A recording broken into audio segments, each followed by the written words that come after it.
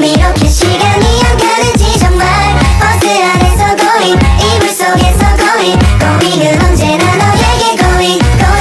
Baiklah, di sini saya akan menjelaskan tentang asuhan keperawatan jiwa pada pasien dengan resiko perilaku kekerasan. Baiklah, yang pertama kita harus ketahui apa itu perilaku kekerasan. Perilaku kekerasan merupakan suatu bentuk perilaku yang bertujuan untuk melukai seseorang secara fisik maupun psikologis.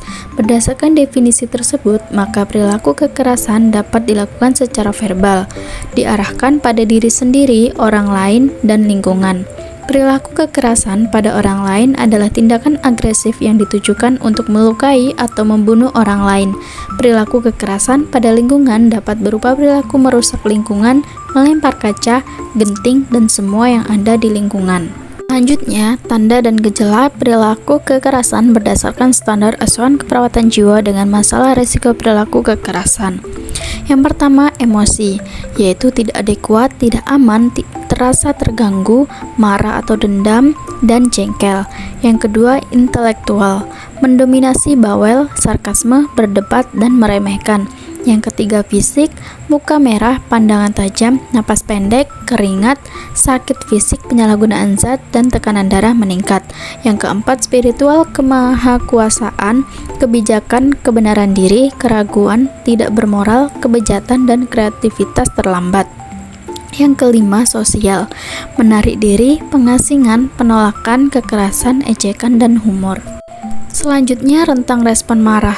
Yang pertama, asertif adalah mengungkapkan marah tanpa menyakiti dan melukai perasaan orang lain atau tanpa merendahkan harga diri orang lain. Yang kedua, frustasi adalah respon yang timbul akibat gagal mencapai tujuan atau keinginan. Yang ketiga, pasif adalah respon di mana individu tidak mampu mengungkapkan perasaan yang dialami. Yang keempat, agresif merupakan perilaku yang menyertai marah namun masih dapat dikontrol oleh individu. Yang kelima, amuk adalah masa marah dan bermusuhan yang kuat disertai kehilangan kontrol diri. Nah, selanjutnya adalah etiologi dari resiko perilaku kekerasan. Yang pertama adalah faktor predisposisi yang terdiri dari faktor biologis, faktor psikologis, dan faktor sosiokultural. Pada faktor biologis, hal yang dikaji adalah adanya faktor herediter, yaitu adanya anggota keluarga yang sering memperlihatkan atau melakukan perilaku kekerasan. Yang kedua, faktor psikologis, respon psikologis terhadap stimulus eksternal, internal maupun lingkungan. Perilaku kekerasan terjadi sebagai hasil dari akumulasi frustasi. Yang ketiga, faktor sosiokultural. Teori lingkungan sosial menyatakan bahwa lingkungan sosial sangat mempengaruhi sikap individu dalam mengekspresikan marah. Norma budaya dapat mendukung individu untuk berespon asertif atau agresif.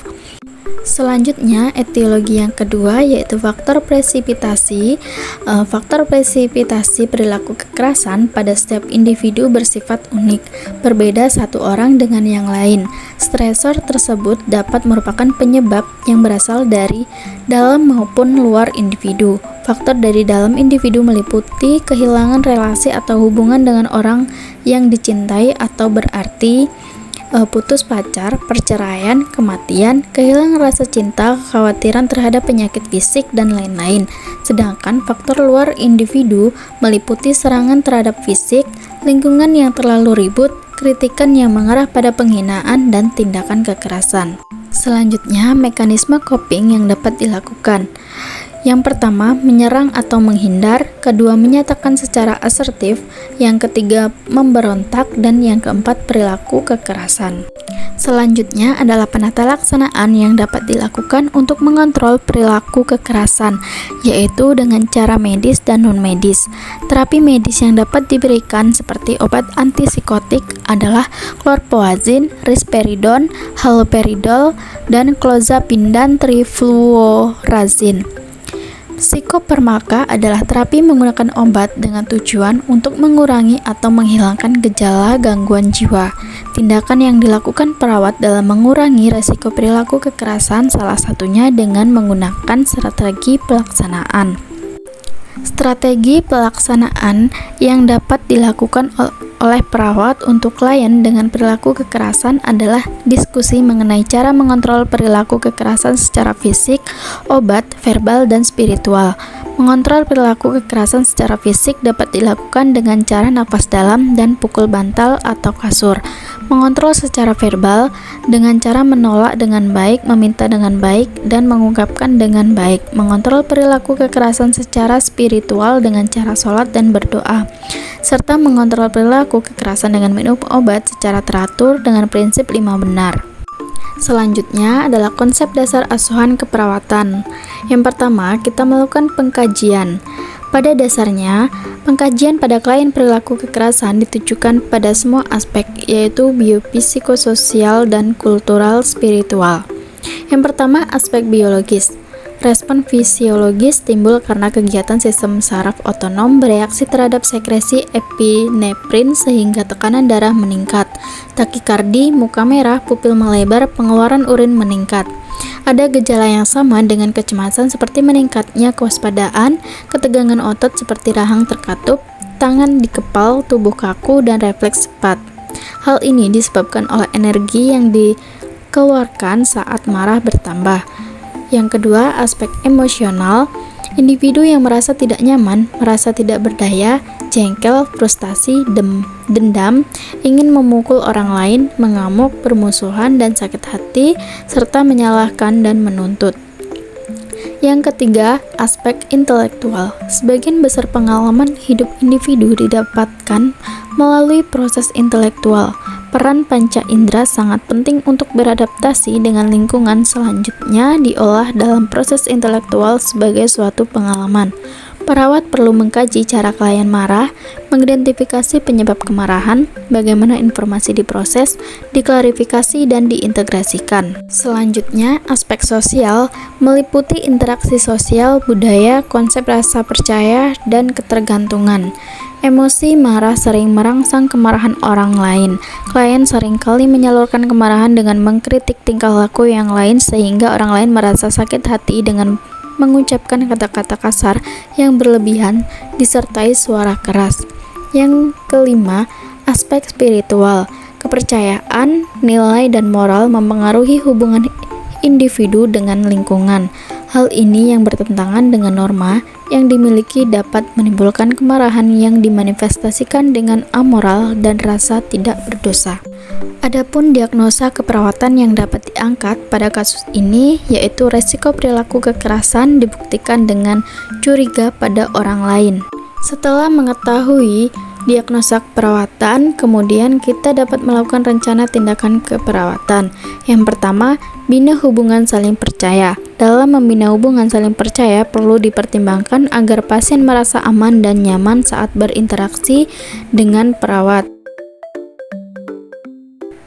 Tindakan yang harus dilakukan dalam rangka membina hubungan saling percaya, yang pertama mengucapkan salam terapeutik, kemudian berjabat tangan, menjelaskan tujuan interaksi, dan membuat kontrak topik, waktu, dan tempat setiap kali bertemu dengan pasien.